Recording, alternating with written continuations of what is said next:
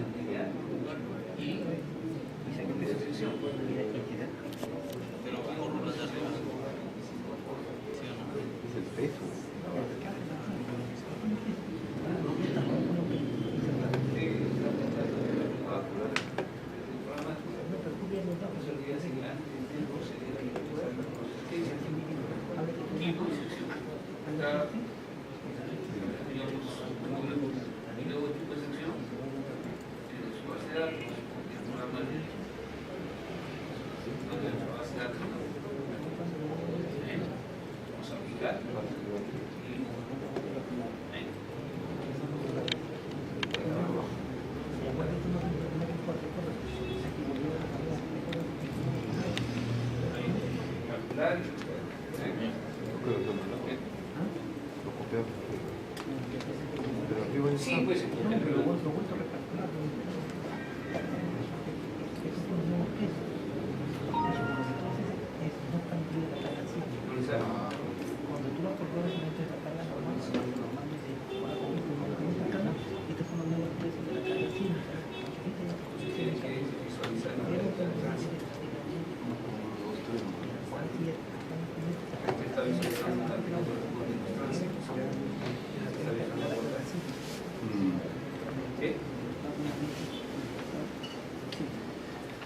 por acá. ¿Estamos? ¿Ya? ¿Ya insertó nuevamente? ¿Acá también? Ya, aquí hay que escoger de arriba, porque se escoge el tipo de material y sección. Allá arriba se escoja, selección de ahí. Aquí, acá. Escoja la viga 25 por 50. Aplicar. No, ahí está en edición. Regrese. Dibujar en la primera pestaña. Escoja material, tipo de sección. Ahí está. Igual acá, dibuje la viga. Acá, entre acá. Dibujar material, tipo de sección, pero tiene que escoger tipo de sección. Colega, la idea sería la siguiente, ¿no? Que un poquito le entremos al uso de la razón. Si hay una alteración del peso, significa que va a haber una alteración de la fuerza sísmica. Hay que volver a recalcular eso. Cuando se vuelve a recalcular, cuando entramos aquí a insertar la fuerza sísmica, cuando apretamos el botón calcular, el programa lo que hace es recalcula el peso en cada techo, recalcula la ubicación del centro de masas y del centro de, o las excentricidades accidentales. Hace ese recálculo. ¿Está bien? Bien. A ver, y al hacer ese recálculo, si ustedes se percatan en la hoja de estados básicos de carga, los datos que teníamos anteriormente se han borrado. ¿Por qué? Porque hay un recálculo, había una modificación de los centros de masas y de las excentricidades accidentales. ¿Cuál va a ser el asunto? Hay que volver a copiar solo las cargas, porque ya los códigos y la descripción ya está. Entonces solamente hay que calcular o hay que copiar las cargas. Acuérdense, estas dos de acá, la 20 y la 21, son fuerzas sísmicas aplicadas en los centros de masa y eso no nos interesa, salvo si se quiere hacer un análisis por imperfección geométrica, que tampoco sabemos cómo se hace. Entonces no me interesa esa, ¿no? Me interesa a partir de la 22, 23, 24 y 25. El inconveniente es que hay que hacer estas cosas varias veces hasta que pase la estructura. Voy acá, con paciencia, copiar en la número 3, porque no hay otra vía, copiar en la número 4, copiar en la número 5, en la que corresponde, y copiar en la número 6. ¿Para qué hago esta copia? Para poder editar la magnitud de las fuerzas. Esto de acá lo vuelvo a borrar para evitarme la duplicidad de carga.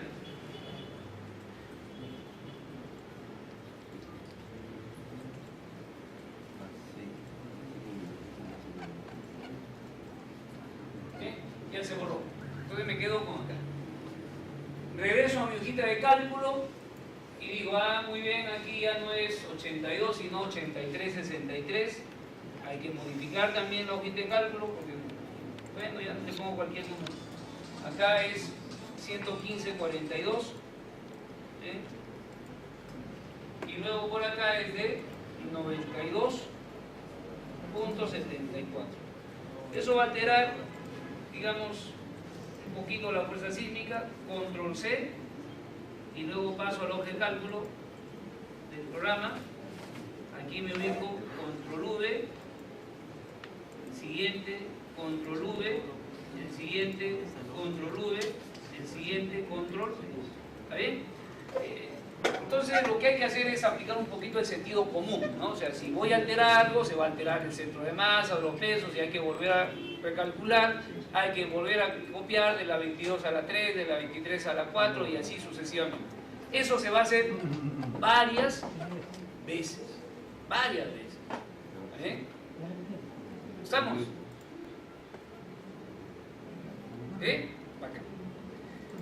Viene una etapa en el diseño que es el control de los desplazamientos laterales.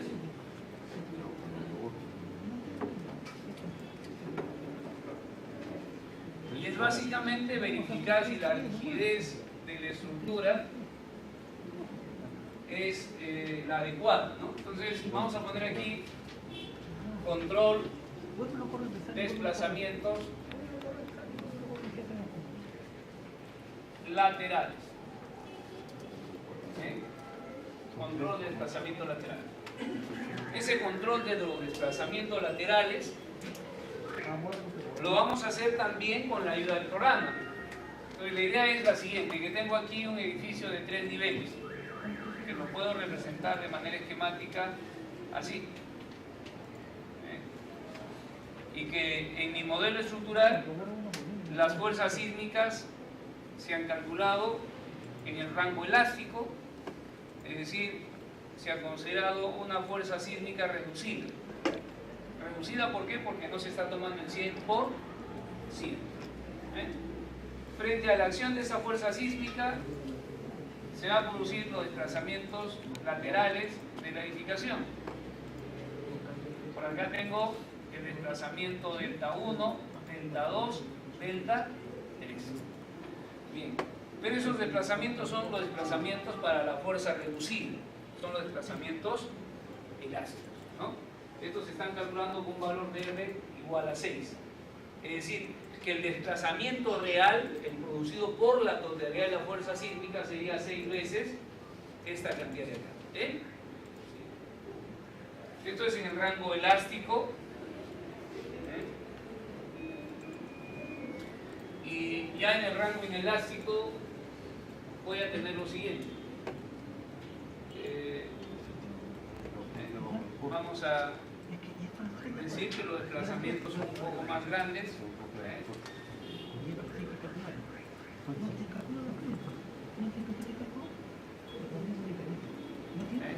Por acá tenemos el desplazamiento en este nivel. Los desplazamientos deberían calcularse para la fuerza sísmica total, ¿no? Es decir, el desplazamiento real en el rango inelástico se debe calcular con esto. Deberían ser 6 veces los del análisis. Entonces aquí el desplazamiento en este nivel sería 0, o bueno, sería R por el desplazamiento 1. ¿Sí? Pero en el reglamento no aparece que se tome el 100% de R, sino el 75%. Ese 75% está asociado nuevamente al concepto de utilidad, redundancia y sobre resistencia. Aquí será 0,75 de R por delta 2 y 0,75 de R por delta 3. Lo que genera problemas a nivel de la estructura no es el desplazamiento total del edificio, sino es la deformación por corte. Y la deformación por corte es la deriva de entrepiso. Es decir, si esto es H1, esto es H2 y esto es H3,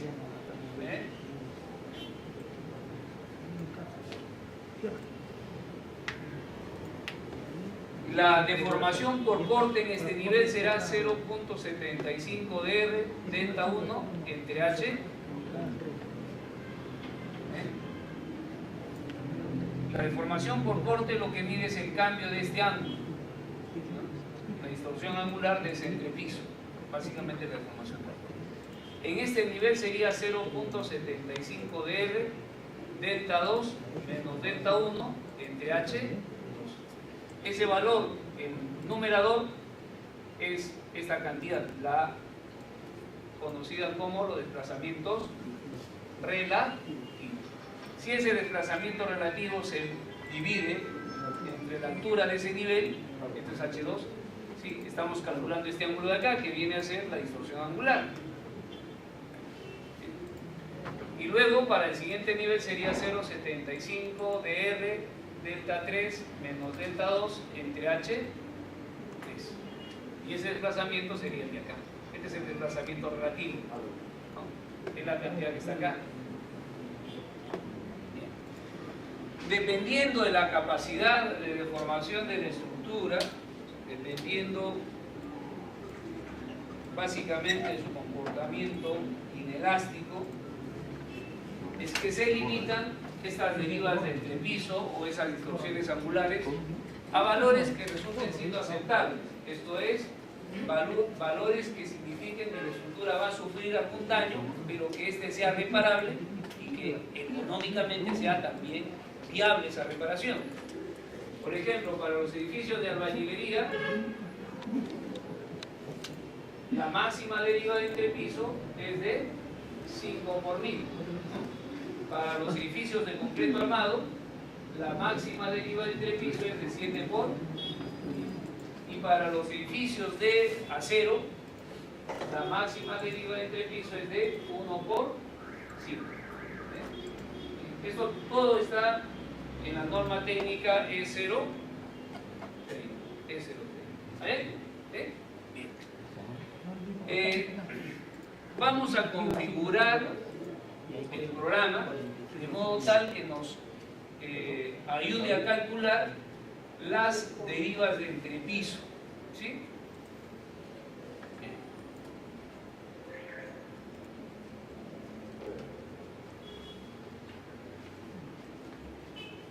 Entre comillas, este es el real, ¿no? El desplazamiento que está acá, ¿no? El desplazamiento real. Cuando salió la primera versión, creo que fue el 97, la modificación que se hizo a la norma técnica 030, los valores reales se estaban obteniendo multiplicando R, ¿no?, por los desplazamientos elásticos. Y lo que pasaba es que generaba unos diseños antieconómicos, ¿no? Es decir, el edificio quería tanta cantidad de muros que simplemente ya no había posibilidad de colocar ventanas. Eso es lo que estaba sucediendo. Entonces, los encargados de redactar las normas técnicas se dividieron y se pusieron a estudiar sobre este valor de cómo pueden manejar técnicamente. Hicieron la revisión de las normas americanas y ellos tienen este factor de 0,75, pero lo tienen de un modo un poco más desarrollado, ¿no? Porque ese factor, ese número va variando también de acuerdo al sistema estructural. Entonces tomaron como referencia eso, hicieron algunas interpolaciones y ¡pam!, dieron el 0,75. Se acabó. ¿Cierto? Sí. Listo. Regresamos al programa. Vamos a hacerle caso al ingeniero en el sentido de definir los apoyos. ¿Está bien? Para definir los apoyos, nuevamente, conviene tener una vista frontal o de perfil. ¿Bien? Por ejemplo, seleccionando todo X, Y.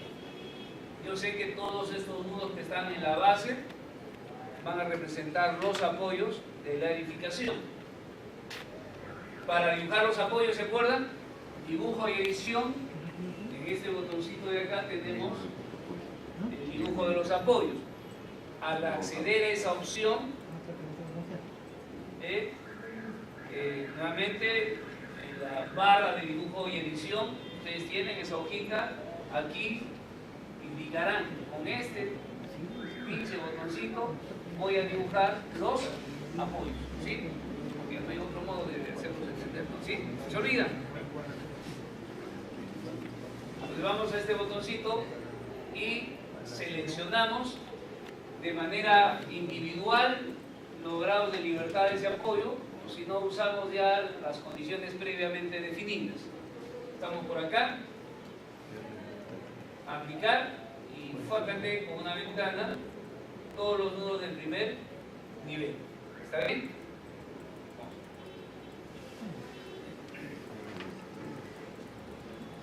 Entonces dibujen los apoyos del edificio.